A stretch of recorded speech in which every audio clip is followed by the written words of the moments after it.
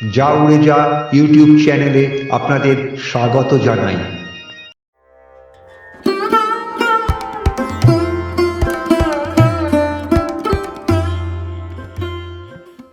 যা উড়ে যা ইউটিউব চ্যানেলের একটি সশ্রদ্ধ নিবেদন, শ্রীমকথিত শ্রী শ্রী রামকৃষ্ণ কথামৃতের ধারাবাহিক উপস্থাপনা কথামৃতের কথা।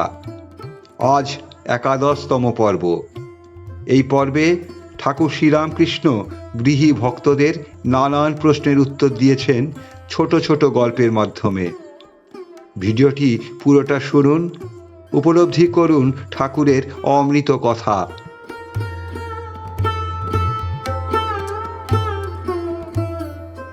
1882 খ্রিস্টাব্দের 2রা এপ্রিল রবিবার ঠাকুর শ্রীরামকৃষ্ণ কলিকাতায় শ্রীযুক্ত প্রাণকৃষ্ণ মুখোপাধ্যায়ের শামপুকুরের বাড়িতে এসেছেন। দোতলার বৈঠকখানা ঘরে ভক্তদের সঙ্গে বসে আছেন। একটু আগেই ভক্তদের সঙ্গে বসে প্রসাদ পেয়েছেন। একটু বিশ্রামের পর ঠাকুরের ইচ্ছা এই পাড়াতেই কাপ্তেনের বাড়িতে যাবেন। তারপর তার সঙ্গে দেখা করে কমলকুটির নামক বাড়িতে শ্রীযুক্ত কেশব সেনকে দর্শন করতে যাবেন। প্রাণকৃষ্ণের বৈঠকখানায় ঠাকুরের সঙ্গে বসে আছেন রাম, মনমোহন, কেদার, সুরেন্দ্র, গিরীন্দ্র, রাখাল, বলরাম, মাস্টার প্রভৃতি ভক্তরা। পাড়ার অনেক বাবুরা ও অন্যান্য নিমন্ত্রিত ব্যক্তিরাও আছেন। ঠাকুর কি বলেন শোনবার জন্য সকলেই উৎসুক হয়ে আছেন। ঠাকুর বলছেন ঈশ্বর ও তাঁহার ঐশ্বর্য। এই জগৎ তাঁর ঐশ্বর্য, কিন্তু ঐশ্বর্য দেখেই সকলে ভুলে যায়। যার ঐশ্বর্য তাকে খোঁজে নে। কামিনী কাঞ্চন ভোগ করতে সকলে যায়, কিন্তু দুঃখ অশান্তি বেশি। সংসার যেন বিশালাক্ষী দ, নৌকা দয়ে পড়লে আর রক্ষে নেই। সেকুল কাঁটার মতো এক ছাড়ে তো আর একটা জড়ায়। গোলক ধাঁধায় একবার ঢুকলে বেরোনো মুশকিল। মানুষ যেন ঝলসা পোড়া হয়ে যায়। একজন ভক্ত জিজ্ঞাসা করলেন, এখন উপায়? উপায় সাধুসঙ্গ আর প্রার্থনা। বৈদ্যের কাছে না গেলে রোগ ভালো হয় না। সাধুসঙ্গ একদিন করলে হয় না, সর্বদাই দরকার। রোগ লেগেই আছে। আবার বৈদ্যের কাছে না থাকলে নাড়ি জ্ঞান হয় না, সঙ্গে সঙ্গে ঘুরতে হয়। তবে কোনটি কফের নাড়ি কোনটি পিত্তের নাড়ি তা বোঝা যায়। সাধু সঙ্গে কি উপকার হয়? সাধু সঙ্গে ঈশ্বরে অনুরাগ হয়, তার ওপর ভালোবাসা হয়। ব্যাকুলতা না এলে কিছুই হয় না। সাধু সঙ্গ করতে করতে ঈশ্বরের জন্য প্রাণ ব্যাকুল হয়। যেমন বাড়িতে কারুর অসুখ হলে সর্বদাই মন ব্যাকুল হতে থাকে, কিসে রোগী ভালো হয়। আবার কারুর যদি কর্ম যায়, সে ব্যক্তি যেমন আপিসে আপিসে ঘুরে বেড়ায়, ব্যাকুল হতে হয়। সেই রকম যদি কোনো অফিসে বলে কর্ম খালি নেই, আবার তার পরের দিন এসে জিজ্ঞাসা করে আজ কি কোনো কর্ম খালি হয়েছে? হ্যাঁ, আর একটি উপায় আছে, ব্যাকুল হয়ে প্রার্থনা। তিনি যে আপনার লোক, তাকে বলতে হয় তুমি কেমন দেখা দাও। দেখা দিতেই হবে। তুমি আমাকে সৃষ্টি করেছো কেন? শিখরা বলেছিল ঈশ্বর দয়াময়। আমি তাদের বলেছিলাম দয়াময় কেন বলবো? তিনি আমাদের সৃষ্টি করেছেন যাতে আমাদের মঙ্গল হয়। তা যদি করেন সে কি আর আশ্চর্য? মা বাপ ছেলেকে পালন করবে, সে আবার দয়া কি? সে তো করতেই হবে। তাই তাকে জোর করে প্রার্থনা করতে হয়। তিনি যে আপনার মা, আপনার বাপ। ছেলে যদি খাওয়া ত্যাগ করে, বাপ মা 3 বছর আগেই হিস্সা ফেলে দেয়। আবার যখন ছেলে পয়সা চায় আর বারবার বলে, মা তোর দুটি পায়ে পড়ি, আমাকে দুটি পয়সা দে,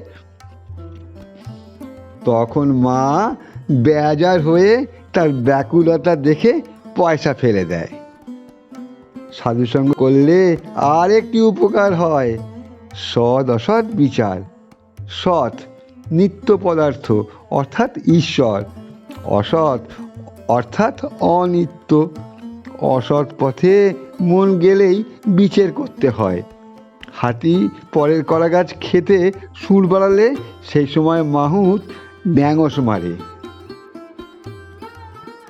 একজন প্রতিবেশী জিজ্ঞাসা করলেন, মহাশয় পাপ বুদ্ধি কেন হয়?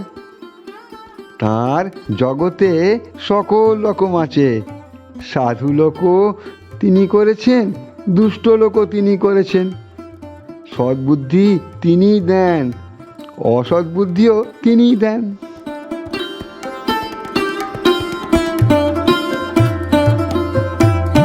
তবে পাপ করলে আমাদের কোনো দায়িত্ব নেই।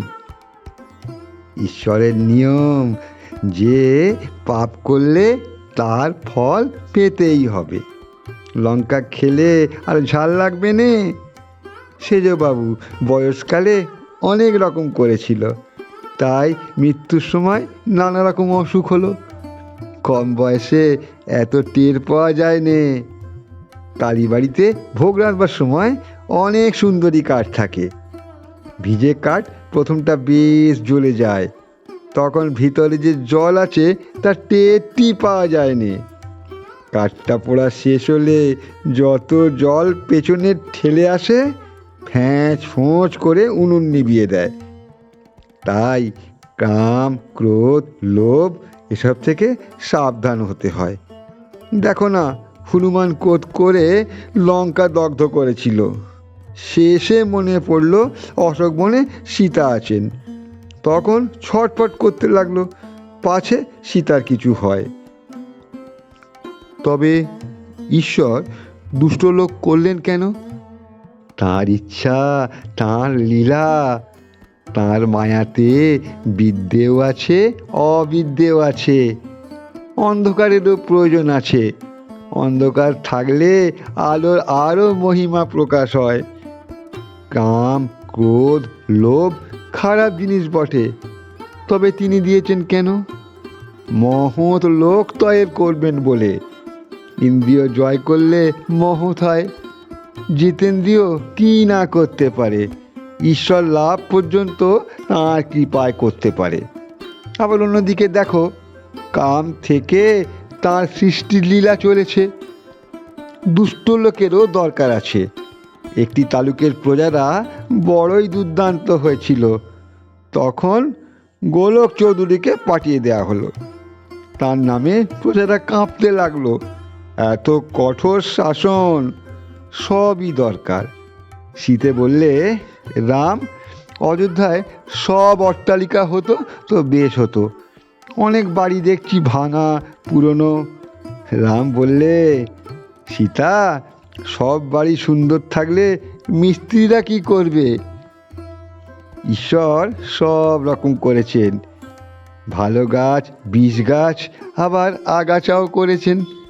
জানোয়ারদের ভিতর সব আছে, ভালো আছে, মন্দ আছে, বাঘ, সিংহ, সাপ সব আছে। মহাশয়, সংসারে থেকে কি ভগবানকে পাওয়া যায়? অবশ্য পাওয়া যায়, তবে যা বললুম, সাধুসঙ্গ আর সর্বদা প্রার্থনা করতে হয়। তার কাছে কাঁদতে হয়। মনের ময়লাগুলো ধুয়ে গেলে তাঁর দর্শন হয়। মনটি যেন মাটি মাখানো লোহার ছুঁচ। ঈশ্বর চুম্বক পাথর। মাটি না গেলে চুম্বক পাথরের সঙ্গে যোগ হয়নি। কাঁদতে কাঁদতে ছুঁচের মাটি ধুয়ে যায়। ছুঁচের মাটি হচ্ছে কাম, ক্রোধ, লোভ, পাপ বুদ্ধি, বিষয় বুদ্ধি, এই সমস্ত।